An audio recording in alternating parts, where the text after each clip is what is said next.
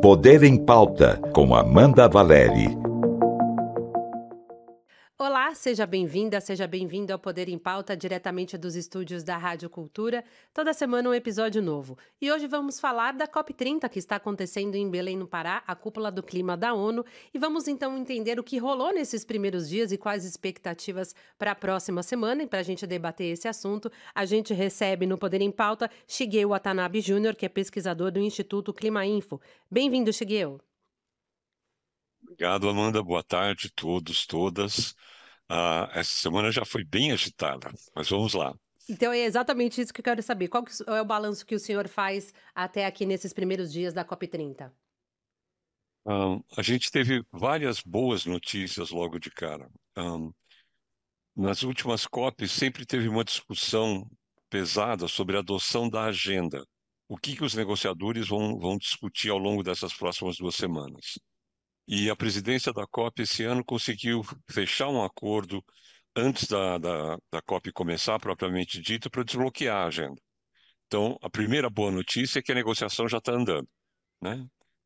A segunda notícia que eu acho que é super, super importante foram os discursos que o Lula fez, tanto na cúpula de líderes na semana passada, quanto na abertura da COP propriamente dito. E o que ele está dizendo, basicamente, é que a gente precisa fazer a transição para longe dos combustíveis fósseis. Isso é um imperativo agora.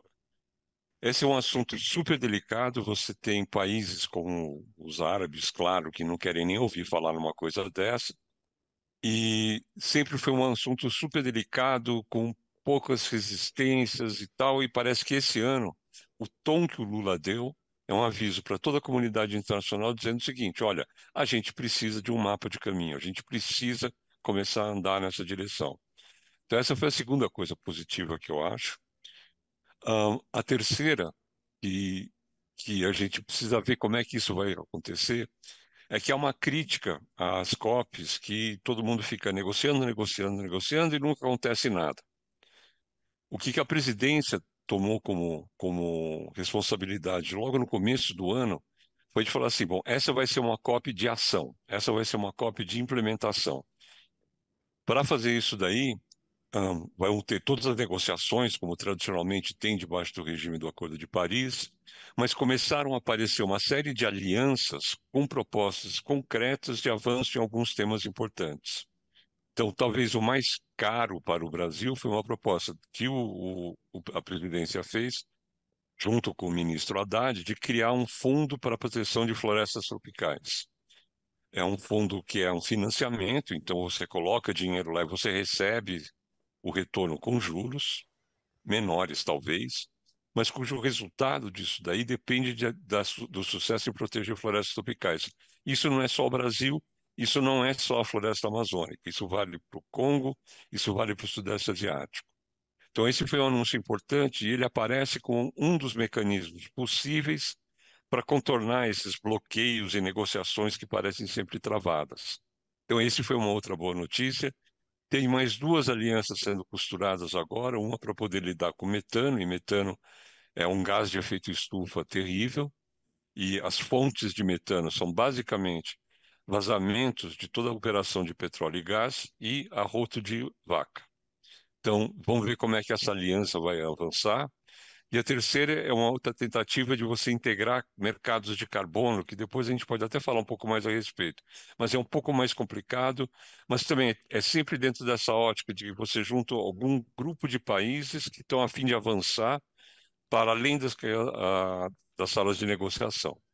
Então, acho que essas são as boas notícias que a gente teve essa semana.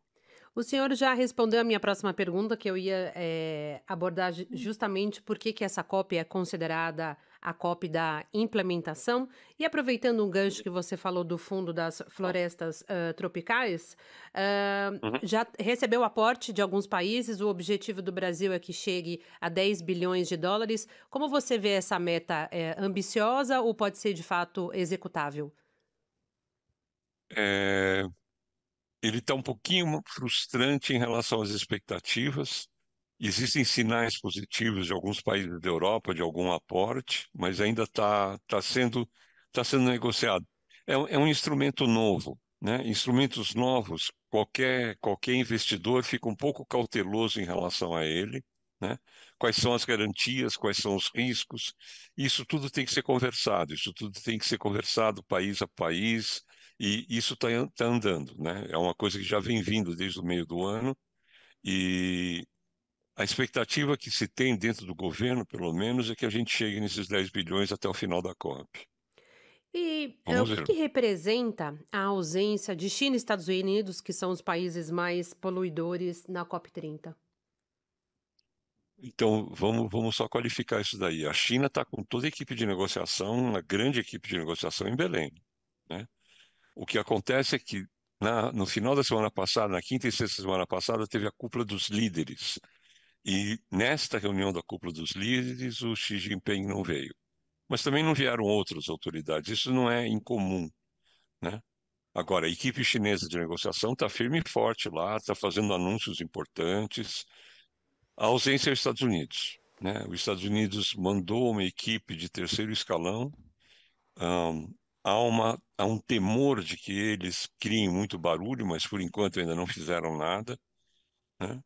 E o que a gente já está vendo acontecer é que o esforço do Trump, do governo americano, desse governo americano, é, não é só negar coisas. O que ele está fazendo, o que ele fez já é desmontar um pouco da ciência americana do clima, aliás, bastante. E ele está usando esses mecanismos de tarifas e pressões comerciais para dizer para os outros países: escute, continuem queimando combustíveis fósseis, continuem queimando o gás que a gente vai vender para vocês e para com essa história de mudança climática. Então, ele está usando os instrumentos de comércio para forçar países a meio que entrarem na linha deles. O que a gente está enxergando até esse momento é que não está dando muito certo. Teve um bloqueio que eles fizeram na reunião da Organização Mundial de Navegação, e isso daí foi um pouco frustrante, mas na COP até agora, tudo que a gente ouviu, tudo que foi declarado é todo apoio ao multilateralismo, nós não vamos nos submeter às exigências desse governo. E qual é a sua expectativa, então, agora para a próxima semana? Que a próxima semana é considerada uma semana mais decisiva e, né, e mais enfática em relação às negociações que estão em jogo. Então, as negociações desse ano, um, o Acordo de Paris já foi todo negociado, tem uma série de coisas andando. Primeiro, vai ser anunciado um balanço desses 10 anos do Acordo de Paris, e, ao contrário do que muita gente enxerga, que foi uma paralisia, teve avanços importantes. As emissões mundiais não cresceram tanto quanto iriam crescer se não fosse o acordo, né? A gente lembra que na época que o acordo foi assinado, o cenário que a gente chama de tendencial, se ninguém fizer nada, era chegar numa temperatura de 4 graus Celsius até o final do século, e agora esse número passou para 2,8, 3 graus. É ruim, é péssimo, mas não é nada. Teve um avanço, teve uma série de medidas que foram tomadas e as emissões foram menores do que estavam sendo esperadas. Ahn, tem dois temas importantes da negociação e o que todo mundo espera que seja o astro da vez. A negociação de financiamento é uma coisa, uma herança desde da Rio 92, que é basicamente assim. Quem criou essa confusão toda, quem emitiu dióxido de carbono muito mais do que devia, foram os países desenvolvidos. Eles se desenvolveram por causa disso daí. Então, não é justo que países pobres, pequenos, que contribuem muito pouco com as emissões, sofram as maiores consequências. Então, isso vem andando desde a Rio 92, em 2009, em Copenhague, foi fechado um acordo que os países ricos iriam depositar 100 bilhões de dólares todo ano. Não aconteceu, aconteceu acho que um ano desde então. E de 2 anos para cá, essa conta aumentou, né? Os eventos extremos estão causando prejuízos hum, de vidas humanas, de qualidade de vida humana e nas economias muito forte. Então, a conta agora que está se comentando desde Dubai é que a conta é de 1,3 trilhão de dólares, que deve ser aportado pelos países envolvidos, seja por financiamento, seja por bancos multilaterais, seja por doações, para os países mais pobres poderem se proteger. Essa é uma briga que não vai se resolver dessa COP. Você vai achar caminhos de fazer avançar um pouco essa discussão, e é um pouco fácil de entender. Um país rico europeu, por exemplo, que já não é tão rico, que está em crises econômicas uma atrás da outra, o primeiro presidente, o primeiro primeiro-ministro que fala assim, eu vou doar US$ 1 trilhão para a Gana, ele cai no dia seguinte, né? Então, toda a negociação é como é que você monta esse pacote de tal maneira que as potências desenvolvidas se sintam confortáveis com ela, não vão colocar em risco a sua sobrevivência, de governo, e que para os países em desenvolvimento isso não vire dívida externa monstruosa, né? Então, claro, qualquer país podia ir lá no Banco Mundial e no Bradesco pedir um monte de dinheiro, só que daí a dívida externa deles fica impagável. Então, é dentro desse contexto de como é que você negocia com todas as partes, de tal maneira que você não onera o país em desenvolvimento e você não cria crises políticas nos países desenvolvidos. Esse é um tema que vai avançar, mas vai avançar pouco. O sinal mais importante que o Lula deu é que é muito provável que a gente saia com um mapa de caminho de como é que a gente se afasta dos combustíveis fósseis, que são, de longe, o maior responsável pelo aquecimento global, né? Esse mapa vai dizer, indicar quem que tem que começar, vai indicar quais são os prazos, e não vai ser um compromisso que todo mundo assina e a ferro e fogo, coisa. Então, mas ter uma negociação em andamento, isso daí é um passo extremamente positivo, coisa que era uma surpresa se fosse acontecer. E a última palavra de ordem, que eu acho que também a presidência da COP está puxando muito forte, por enquanto está sendo super importante, é o que a gente chama de adaptação. Então, de um lado, Ahn, todo mundo tem que parar de queimar combustível fóssil, parar de destruir floresta, maravilha, mas as mudanças climáticas já estão aí, os eventos extremos já estão aí. Então, como é que as sociedades, os países, as comunidades se protegem contra isso que vem pela frente? Isso vai precisar de dinheiro e isso vai precisar de uma coisa muito, muito complicada que a gente chama de indicadores. Como é que eu avalio o quanto que um país precisa? Como é que eu avalio se esse país está tendo progressos ou não?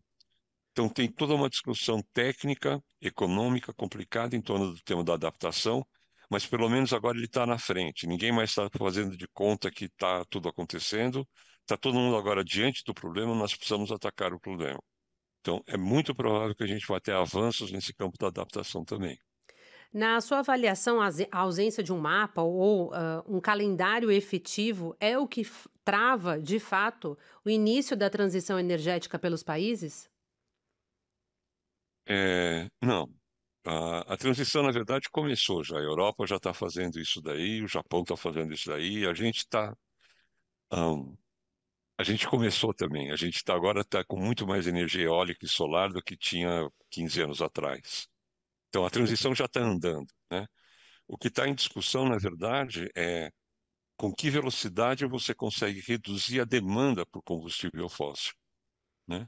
Não é, é um problema de oferta, é claro. Se o país declarar não vou mais explorar petróleo, seria genial. Mas enquanto tiver demanda, enquanto tiver gente comprando gasolina, diesel, gás de botijão e tal, vai ter alguém vendendo.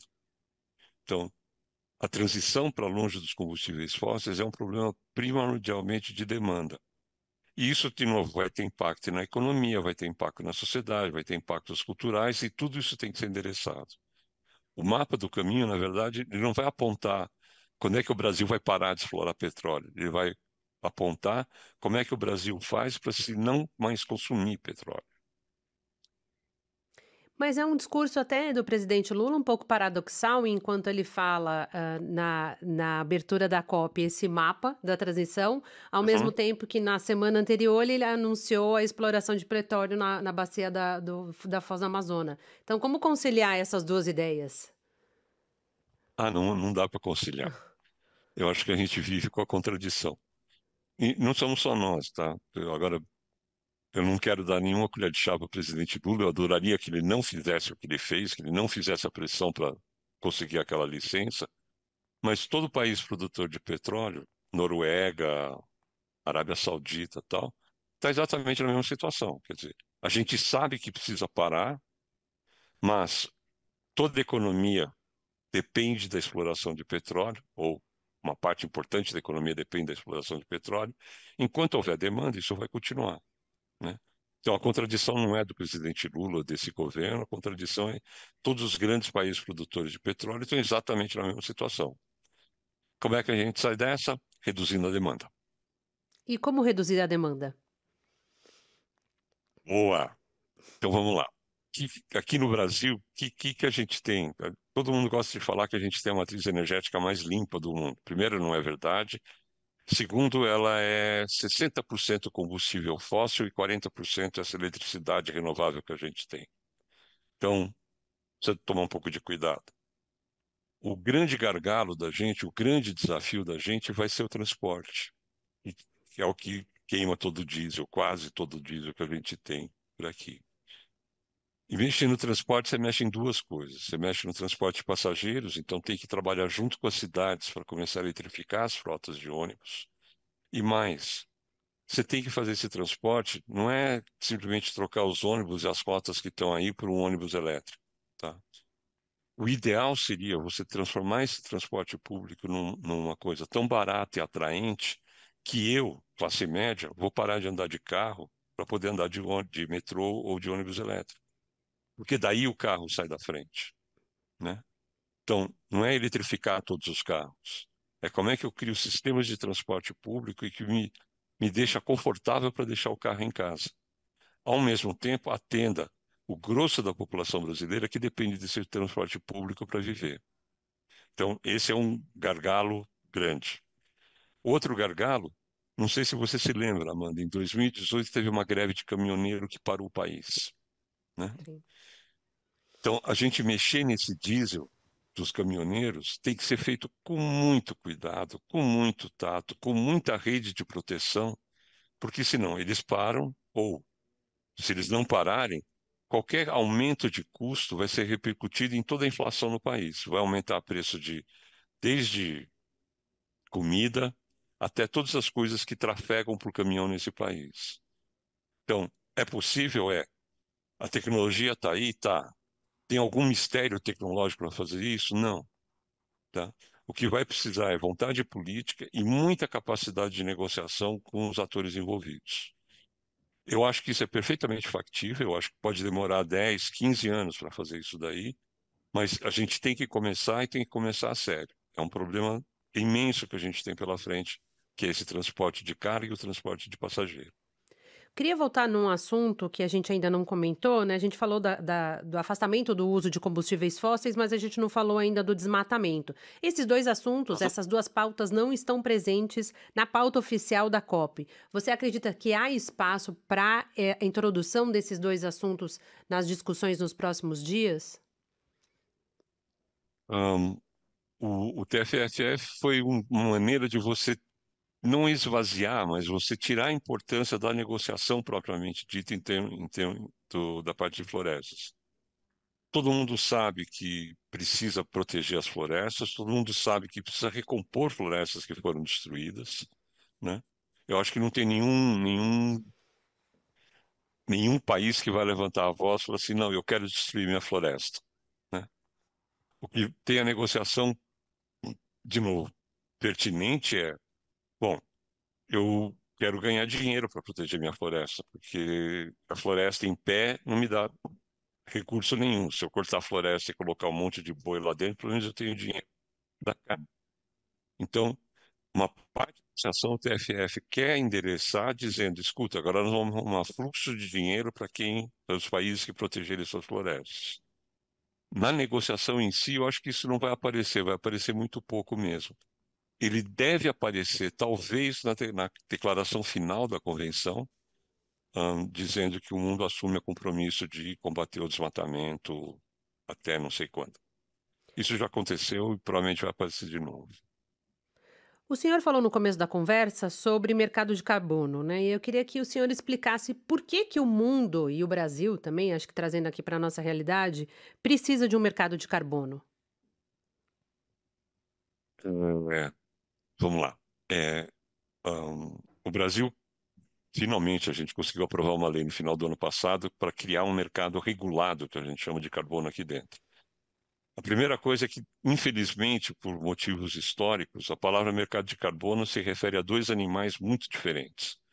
Um dos animais é esse mercado regulado. Então, eu imponho limites de emissão para agentes e falo: legal, se você fizer mais do que a sua lição de casa, você pode vender o que sobrar para o seu vizinho que não conseguiu fazer a sua lição de casa. É um mercado que a gente chama de cap and trade. Você coloca um limite e você deixa negociar sobras e faltas dentro desse mercado. O outro são esses projetos que criam créditos de carbono. É um animal muito diferente do primeiro, né? Aqui a gente, por causa de Kyoto, e eu estava desenvolvendo o projeto de crédito de carbono naquela época, a gente mistura muito as duas coisas e não deveria misturar. Então, o que está sendo negociado lá fora é assim: a Europa decidiu ter um mercado, eles têm um mercado regulado, é o maior mercado regulado que existe no mundo e existe há 25 anos, mais ou menos. Tá? Começou a pegar um embalo muito mais forte nos últimos 15 anos. Aí a indústria siderúrgica ou a indústria automobilística europeia falou assim: pô, mas eu tenho uma concorrência injusta, porque os chineses não estão tendo que pagar pelo carbono que eles estão emitindo, e aqui na Europa eu tenho. Então, os europeus estão criando um ajuste de fronteira, um imposto de um ajuste de fronteira, em função de quanto carbono emitido tem em cada produto que eles importam. E eles falam: legal, isso daqui vai valer para todo mundo, mas se o país que está vendendo esse negócio tiver um mercado, e esse mercado for regulado, bonitinho e funciona que nem mais ou menos parecido com o nosso, então não vamos aplicar o imposto. Então, esse sinal da Europa e os Estados Unidos é um sinal que estava estudando isso daí, a China deu um sinal que talvez fosse estudar uma coisa dessas. Por causa desse movimento de proteger a sua indústria, o Brasil saiu com essa ideia de falar assim: bom, se o remédio para esse ajuste é criar um mercado de carbono, vamos criar mercados de carbono nacionais que se conversam desde o começo. Então, essa aliança de mercado de carbono regulado é meio para poder contrabalançar os sinais de impostos de ajuste de fronteira. Não sei se deu para Sim. ter uma ideia do que eu estou falando. Não, e pelo que o senhor disse, A o- então é possível descarbonizar sem deixar de lado o desenvolvimento econômico. Então, o mercado de carbono, ele não é uma panaceia, ele não é ah, o que vai resolver o mundo. Ele serve basicamente para o setor industrial e setor energético, para sinalizar a hora que a indústria vai trocar o seu equipamento que hoje queima gás por um equipamento que queima alguma outra coisa ou faz calor com eletricidade. Essa é a transição que precisa acontecer na indústria, essa é a transição que precisa acontecer no setor de energia. Eu preciso parar de queimar combustível fóssil, eu preciso produzir, continuar produzindo, eu tenho que achar outras fontes. Isso custa. Trocar uma caldeira custa caro. Trocar um forno custa caro. Então, a ideia do mercado regulado de carbono é dar um sinal de preço para essas emissões, para que o empresário possa decidir qual é a hora que ele vai trocar esse equipamento. Tá? Então, ele não serve, ou pelo menos todas as experiências que aconteceram até agora não deram certo, de regular a rota de vaca. Tá? Eu não posso usar o mercado de carbono, ele não é o melhor instrumento para eu reduzir as emissões da agropecuária. Não é o melhor instrumento de longe para tentar fazer desmatamento, né? Ele é específico, ele vale para aquele pessoal que está queimando combustível fóssil em equipamentos ou processos que precisam ser mudados. Aí ele funciona. O principal legado da COP30 poderia ser a mensagem que o mundo deseja de o que podemos fazer para, de fato, abandonar o uso dos combustíveis fósseis? Esse seria o meu sonho de consumo, que na declaração final tivesse indicações sérias de o que é esse mapa. O que países podem começar a se comprometer a fazer para se afastar de combustíveis fósseis. É um sinal de que os países entenderam, finalmente, que se não fizer isso daí, ah, o clima vai piorar. A gente tem algum exemplo no mundo, algum país que, de fato, já está fazendo a transição energética com a redução do uso de combustíveis fósseis? com a redução de combustível, alguns deles. A Suécia e a Noruega estão reduzindo seus consumos internos, isso é importante, mas eu acho que o sinal mais forte é aqui no Brasil, a gente está com um parque eólico e um parque fotovoltaico crescendo muito, na China e na Índia mais ainda. A China e a Índia vão continuar queimando carvão e gás durante algum tempo, mas comparado com uma situação onde era a única alternativa, o parque renovável indiano e chinês é fantástico, né? Então a transição já começou, a transição está andando, o que a gente precisa agora é acelerar. Shigeo, muito Desculpa o obrigada pela barulho. participação aqui no Poder em Pauta. A gente vai ainda acompanhar a COP30 até a semana que vem e até uma próxima oportunidade.